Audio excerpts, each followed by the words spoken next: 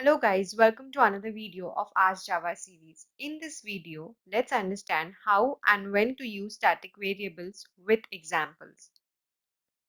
So as we have seen earlier, static is used for common properties so that we can make our program more memory efficient. To understand this, let's take an example. So suppose we have a student class. We're going to have three properties for each student: ID, name, and school name. So let's take them. We are going to have string ID, string name, that is the student name, and string school name. Now let's create getters and setters for this and also a constructor.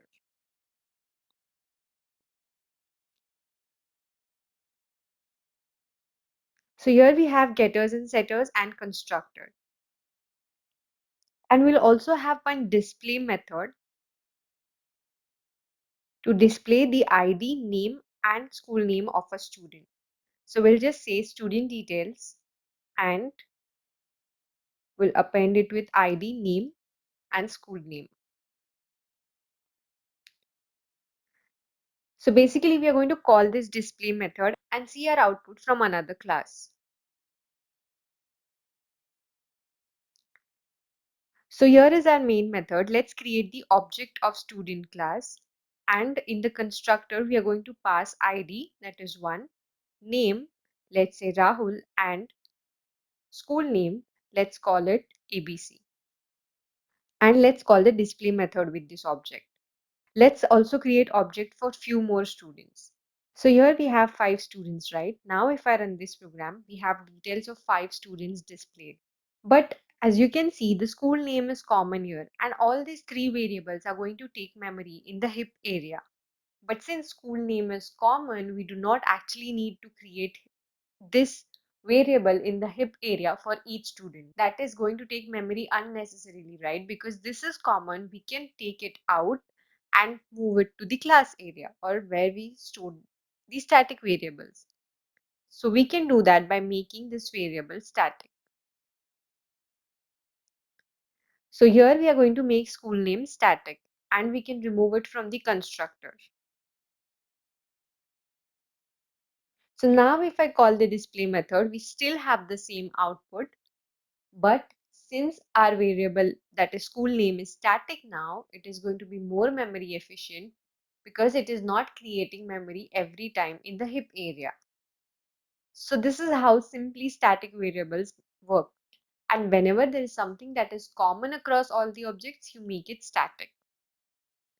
We'll take one more example to understand how static works. So we'll create one more class here. Let's say students count.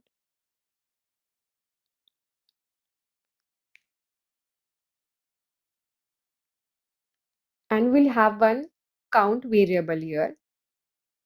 And we'll create constructor of this class. And inside this constructor, we are going to increment the count variable.